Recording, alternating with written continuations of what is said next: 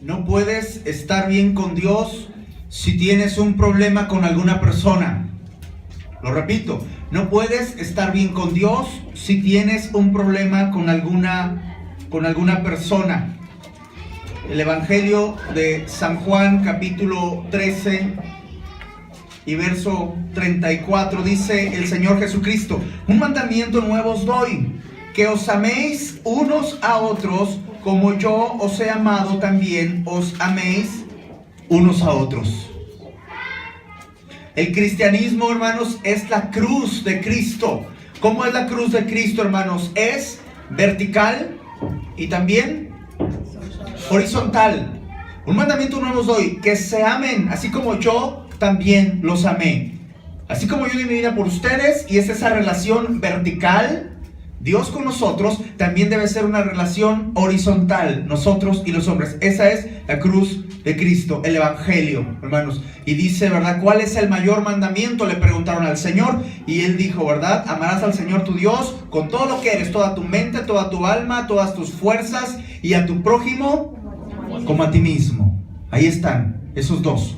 Es vertical y horizontal, hermanos, el cristianismo. No puedes tener enojo, envidia, rencor contra una persona y todavía creer, estoy bien con Dios.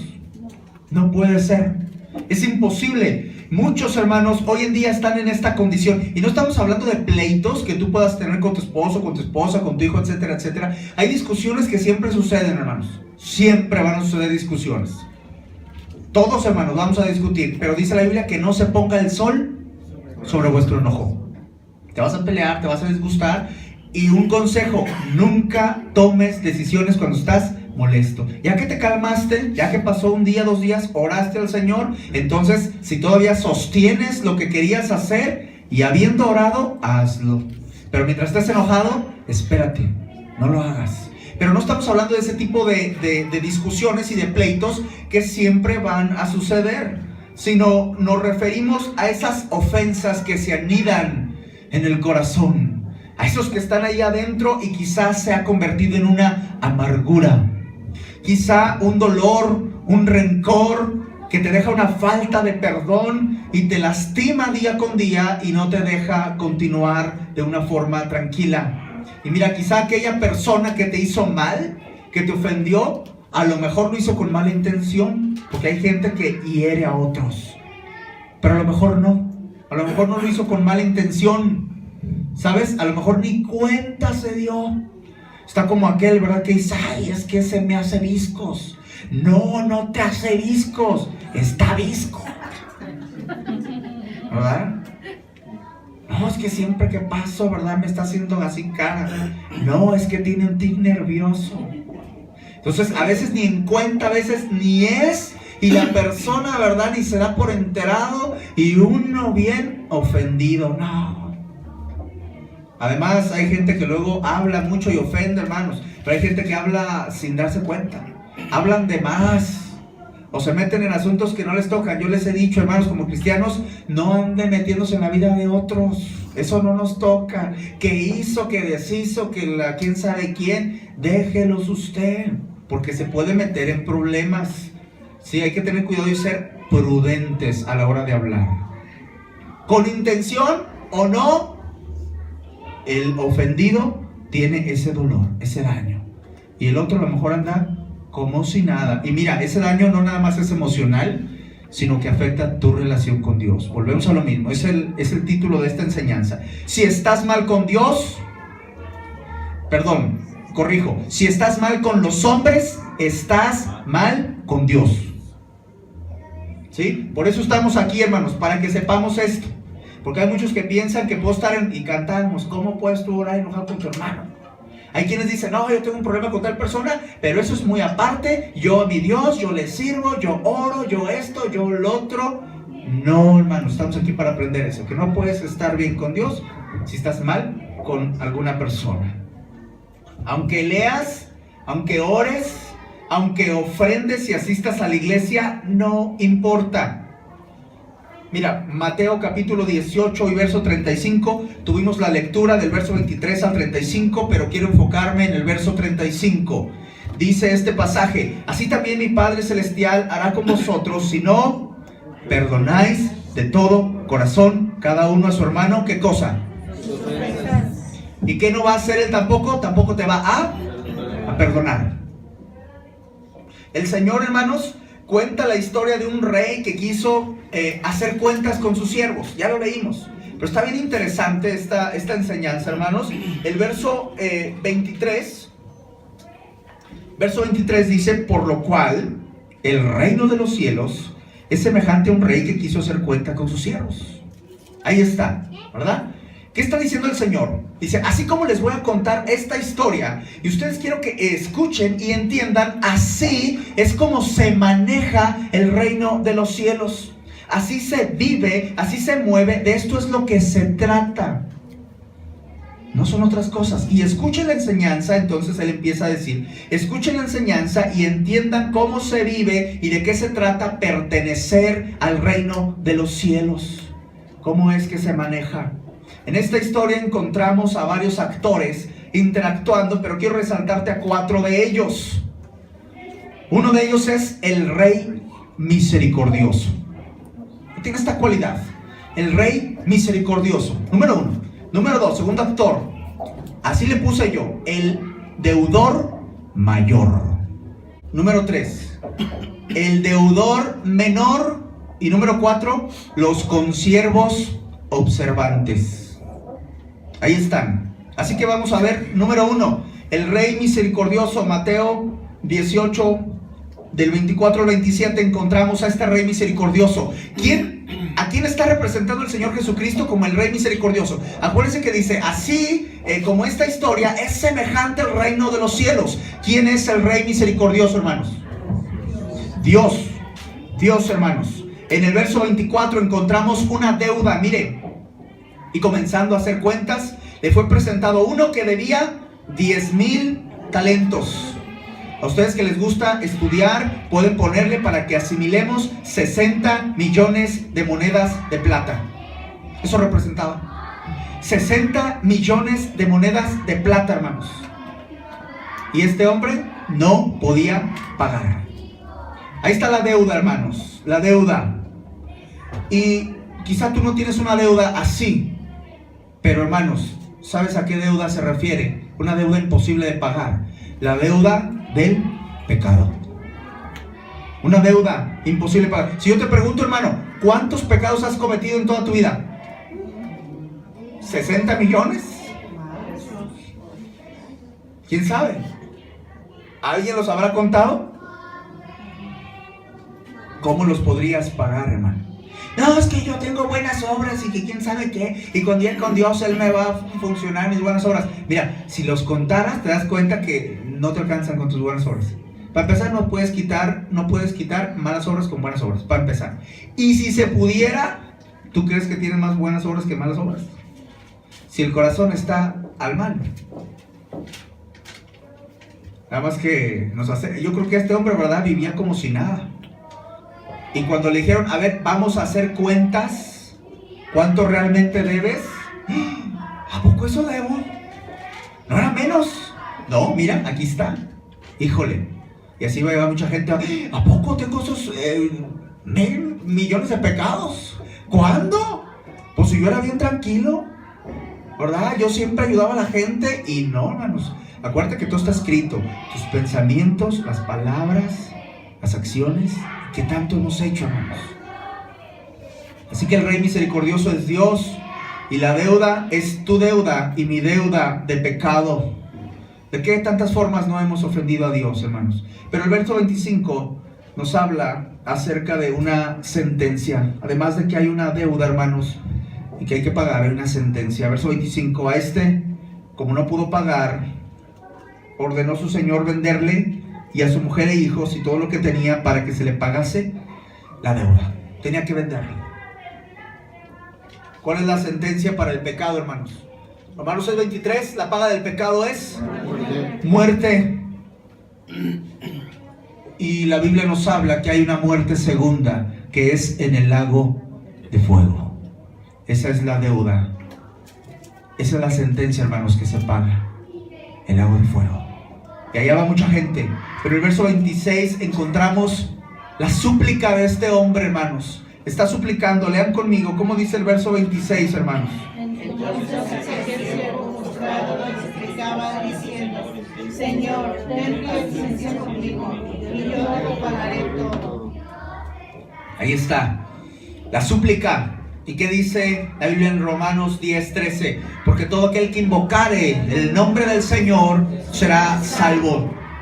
Si tú te das cuenta, tengo una deuda de pecado imposible de pagar. Mis buenas obras no me van a alcanzar. Y tengo una sentencia que estoy condenado al infierno, al lago de fuego. ¿Y qué tiene que hacer? Lo que hizo este hombre: suplicarle, ponerse de rodillas y decirle: Señor, te necesito, perdóname. Y dice la Biblia que si invocas el nombre del Señor serás salvo. Y el verso 27 nos habla de esa gran misericordia que Dios tiene. Léelo por favor conmigo. El Señor de aquel siervo, movido a misericordia, le soltó y le perdonó la deuda. Soltó y le perdonó la deuda. ¿Qué dice la Biblia? Movido a misericordia. Ahí está, el Rey misericordioso. Ese es nuestro Dios. Que tenemos una deuda terrible, imposible de pagar, y Él tiene misericordia. Yo me gozo, me da mucho gusto, hermanos, ver que ustedes están aquí, que son fieles, que Dios está trabajando en sus vidas. Les pido que no se desesperen por los ataques de Satanás, que sigan adelante y Dios les va a ir cada vez más levantando, hermanos. Me da gusto, hermanos, porque digo: gracias, Señor, que puedes usarme. Pero, hermanos, así como ustedes fallan, yo también fallo. Yo digo: gracias, Señor, porque tienes misericordia de mí. Les he dicho, la enseñanza es, mira, para todos. No es para los que están allá, es para todos. Y yo tengo que reconocer, ¿verdad? Y esto nos lleva a lo segundo, que es el deudor mayor. ¿Quién es el deudor mayor? Nosotros. ¿Y si lo decimos en primera persona? Yo. ¿Quién es el deudor mayor? Yo. ¿Sí? Yo no voy a decir ustedes. ¿Quién es el deudor mayor? Ah, ustedes. No. El deudor mayor soy yo. Si cada uno de nosotros, yo soy el deudor mayor. Pero gracias a Dios, hermanos, por su misericordia, que Él decidió perdonarnos. Encontramos al deudor mayor en los versos 28 al 30, hermanos. Este hombre, ya leímos la palabra, hermanos, pero vemos que este hombre apenas salió y se encontró un consiervo, iba a decir un compadre, no un consiervo, que nomás le debía 100 pesos, no, 100 denarios, 100, si quieren apuntar, 100 monedas de plata. Solo le debía esto. Y este hombre, terrible, hermanos, miren. Verso 28, pero saliendo aquel siervo halló uno de sus consiervos que le debía 100 denarios, y haciendo de él, le ahogaba diciendo: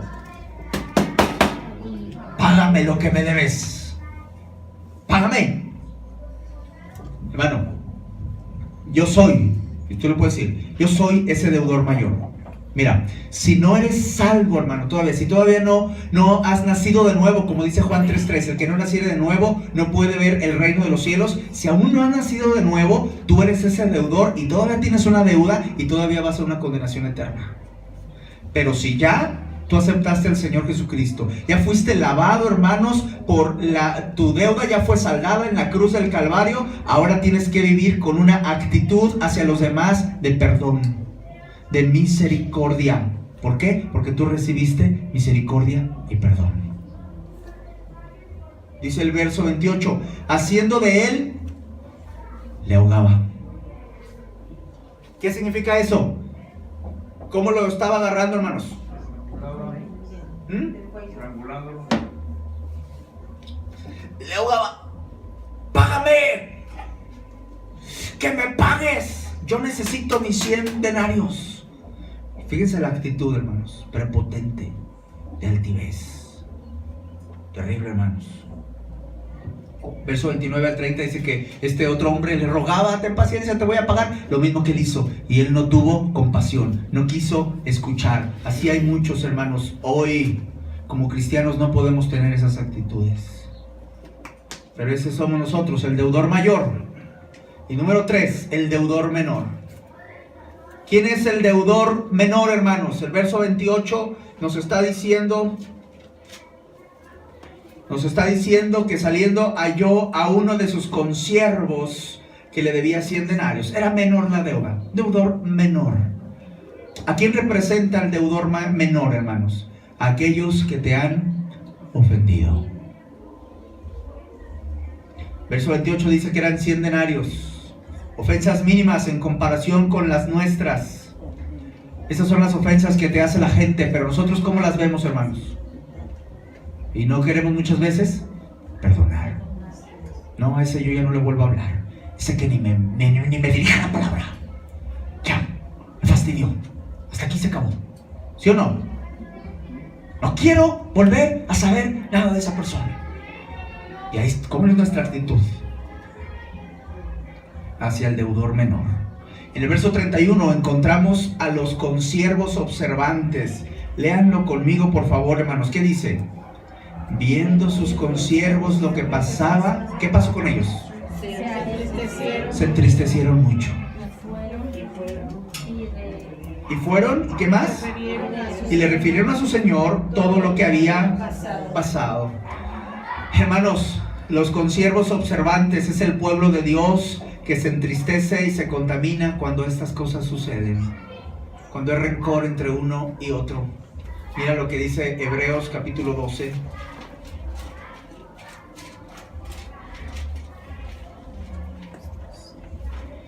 Hebreos capítulo 12 y verso 15. ¿Sí lo encontraron? ¿Cómo dice? Mirad bien, no sea que alguno deje de alcanzar la gracia de Dios, que brotando alguna raíz de amargura os estorbe, y por ella muchos sean contaminados. Hay que tener mucho cuidado, hermanos, porque alguien con amargura, ¿qué hace? Habla mal de la gente. Alguien cuando tiene falta de perdón, cuando tiene un rencor, empieza a hablar, empieza a chismear, y ¿sabe qué hace? Contamina al pueblo de Dios. Mire, sobre todo a los débiles. A los débiles los desanima. Ya anda hoy un amargado, ya le surgió una raíz de amargura y empieza a hablar, pum, pum, puro veneno, tas, tas, tas, tas. Y a los que están inmaduros, ¿qué les pasa, hermanos? Se desaniman, les estorba. Y a los maduros los entristece. ¿Cómo es posible que la persona tal hacía esto, hacía lo otro, y ahora cómo se está comportando? Ahora cómo está viviendo, ahora cómo está hablando. Los entristece. A los inmaduros les estorba, los contamina. Y a los maduros les entristece. Así que si tú escuchas algo, ¿verdad? Alguien contaminado y tú te entristeces, entonces tú puedes decir, ¿verdad? Esta persona está hablando así porque le creyó a Satanás y tiene una amargura en su corazón, y te entristeces, pero es maduro. Pero si al rato tú empiezas también a contaminar y empieza a correr el chisme, entonces eres débil. Entonces necesitamos crecer, hermanos, porque siempre va a haber este tipo de personas. Comienzan a salir los chismes, los rumores, las envidias, las comparaciones, cosas que nada tienen que ver en la mente y en el corazón de los cristianos. Pero ahí están, ¿sabes? No para ahí, hay consecuencias de la falta de perdón, hermanos. Hay consecuencias de la falta de perdón. Está en el verso 32 y 35. El verso 35, hermanos, ¿qué dice? Que también mi Padre Celestial hará con vosotros si ustedes no perdonan a cada uno sus ofensas. Tenemos que perdonar, hermanos. Marcos 11:25. Bueno, número 5, hermanos. Con esto estamos casi terminando. Las consecuencias de la falta de perdón. Hay consecuencias porque no perdones, hermano, al que te ofendió. Hay consecuencias.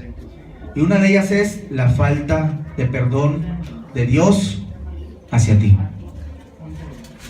La falta de perdón de Dios hacia ti, hermanos. Ahí está el verso 35. ¿Sí? Falta de perdón es una de las consecuencias.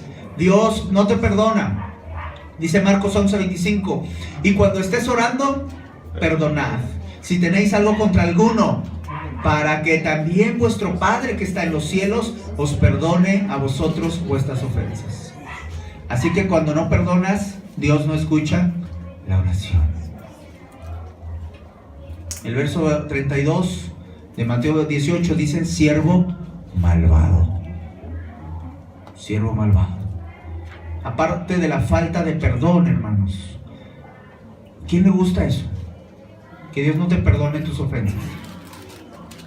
¿Quién pecó, por ejemplo, antier? Vamos lejos, la semana pasada. ¿Quién pecó la semana pasada? Que levante su mano. Imagínese. Y usted tiene algo contra una persona y usted dice, yo no lo perdono. Ahí está la consecuencia. ¿Usted cree que esos pecados de la semana pasada le van a ser perdonados si usted no ha perdonado? Son consecuencias, hermano. Estamos aquí para aprender la Biblia, no es lo que se me ocurre. Es que yo creo que Dios me va a perdonar porque Él es bueno conmigo. No, está diciendo que si tú no perdonas, no te perdona a ti. Está claro, ¿verdad? Es decisión de nosotros. Y no, la gente con el corazón duro, amargado. Ya es decisión de cada quien, hermanos. ¿Quieres que Dios te perdone? Perdona. Pero es que tuvo la culpa. Perdona. Otra consecuencia, enfermedad. Uno puede pasar enfermedad por muchas razones, pero una de ellas es la falta de perdón. ¿Dónde dice eso, pastor? Santiago 5:16. Confesaos vuestras ofensas unos a otros y orad unos a otros para que seáis sanados. La oración eficaz del justo puede mucho. Ahí está, hermanos. Cuando hay falta de perdón, hay enfermedad. Tener problema con los demás solo causa dolor. Y a ti, porque a veces el otro, te digo, ni en cuenta. Concluimos, hermanos. Te dije que iba a ser breve, pero espero lo suficientemente claro para que entendamos el mensaje que Dios nos está diciendo. No es como a mí se me ocurre, no es que pertenezco y asisto a la iglesia. Así se maneja el reino de Dios. Si tú no perdonas, no serás perdonado. Tú tienes una deuda mucho mayor y los que te ofenden son deudas menores. Así que te pregunto en esta mañana, ¿quién te ofendió? Piensa tantito en esta persona que te haya ofendido o en las personas que te han ofendido. Piensa en ellas. ¿Qué te hizo? ¿Habló mal de ti? ¿Te trató mal? ¿Te agredieron? ¿Te insultaron? ¿Te agredieron quizá emocionalmente? ¿Físicamente? ¿Sexualmente quizá? ¿No quieres perdonar? ¿No puedo perdonar? ¿O no quieres perdonar? ¿Crees que no se merece tu perdón? Es que no se merece el perdón. ¿Sabes? Si crees que no se merece tu perdón, solo te daña a ti. Te pregunto, ¿crees que nosotros sí merecemos el perdón de Dios? No se compara lo que pasó Jesús en la cruz del Calvario por ti y por mí para que seamos libres. No se comparan las ofensas de las personas, y es más, hoy la forma en que hemos vivido para Dios no se compara cómo lo ofendemos con las ofensas que los hombres nos hacen. No se compara la deuda que Dios te perdonó a las ofensas pequeñas que Dios te pide que perdones. Toda aquella deuda te perdoné porque me rogaste, dice el verso 32. Toda aquella deuda, hermano, nos perdonó. Verso 33. ¿No debemos hacer lo mismo y tener misericordia? No guardes rencor, no sufras las consecuencias. Perdona, hermano, como dice el verso 35, perdona de todo corazón a cada uno quien te haya ofendido. Recuerda, hermano, si estás mal con los hombres, estás mal con Dios. Cuando entendamos, hermanos, no mi enseñanza, cuando entendamos la enseñanza de Jesús, el que me ofendió es un deudor menor.